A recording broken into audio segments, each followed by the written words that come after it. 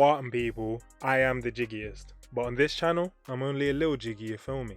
Welcome to episode numero uno of my AOTW. Now I know what you're thinking. Number one, it's gonna be big, it's gonna be exciting, it's gonna be special. It's not, it's really quite boring. Truth be told, I've had quite a boring month. Nothing's really happened. Gone out a couple times, including Halloween, but I've just been working. And as I said in the pilot, I base the AOTWs off my week's experiences. And if I've not had any interesting week's experiences, then I've got nothing to talk about. But hopefully it should get better this weekend because I'm gonna go watch a friend perform. He's supporting a guy called Miles Morgan at his show. So shout out JUCHAU, man. That's who I'm going there for. And he's an extremely talented guy. Photography, videography, musician as well, obviously. He's got his own website, so I'll leave the links to that and to his Instagram in the description. Check him out. I'm hoping that Tate, who I shouted out in the pilot, is gonna vlog it himself because his vlogs are better than mine, in my opinion, my personal opinion. If he does and he puts it up, then I'll slap the link in the description. Wow, I really like talking about other people rather than myself. This should be advice of everyone else rather than advice of the week. Oh my god. Sorry people, I digress. I just got love for everyone else, you know. I just got love for everyone else and just want to see everyone come up. But anyway, my very first advice of the week is to organize your motive. That's right, I sound like a goddamn dad telling his kid to start organizing his plans properly, otherwise he's not going to get anything done. But trust me, I've been doing this for years now. Ask my friends, yeah? Since we were about 14, I've been getting pissed off with them when we half plan to do something and I'm calling them up saying, oh right, what time do I need to be here? What time should I try to get the bus or the train? And they don't have any information for me. And then they'll tell me, I'll call you back. So I'm sitting there twiddling my thumbs like a dickhead, waiting around for a call back. Does man ever get a call back? Hell no. And then when I get onto them for not calling me, they'll get onto me for not calling them. But let me put it like this. If you tell someone you're going to call them back and then they start belling off your line, are you not going to get pissed off? Because I would. That's why I don't do it. So let me know in the comments how you feel about that. If you tell someone you're gonna call them back, but you don't, and then they call you, are you gonna get annoyed because you're like, I said I'll call you back, man, chill out?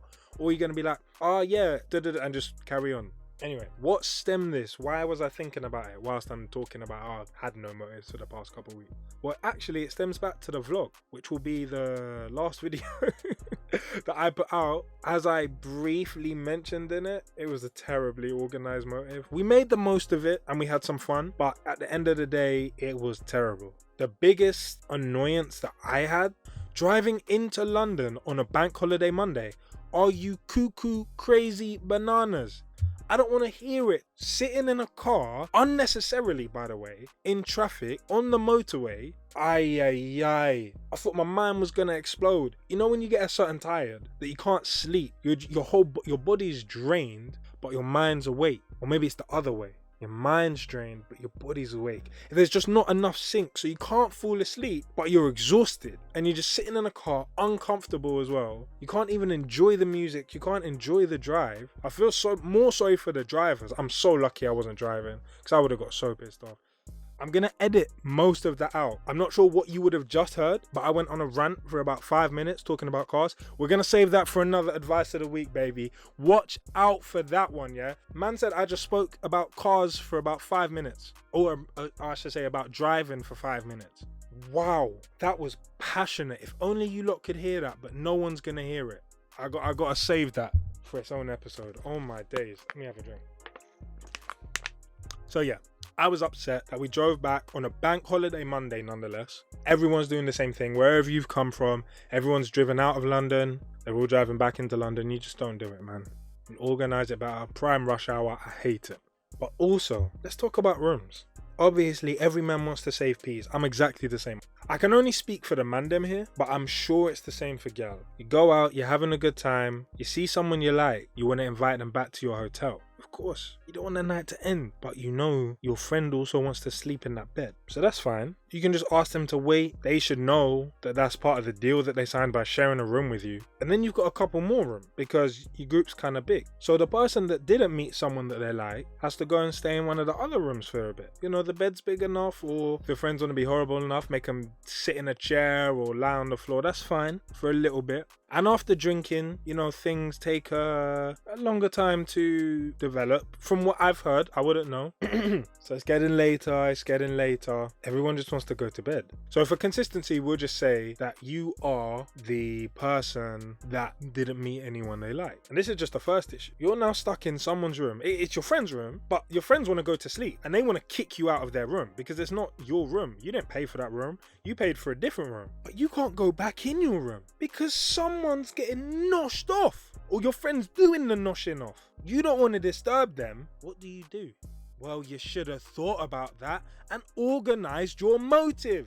You have to discuss it beforehand. You got to talk about times, time limits, boundaries, because some people don't give a fuck. Most guys wouldn't mind if the girl's friend came in and joined. However, for girls, I can imagine it's probably a bit different. If a girl goes back to a guy's hotel, she don't want all his friends to jumping in. Some might, but I'm sure most don't. It's just a natural dynamic. I'm stereotyping here, generalizing. I'm not saying anything's wrong either way. I'm a virgin myself. Point being, it's about organizing beforehand. You talk it out, and it's the whole group. It can't just be the people you're sharing the room with, or the person you're sharing the room with.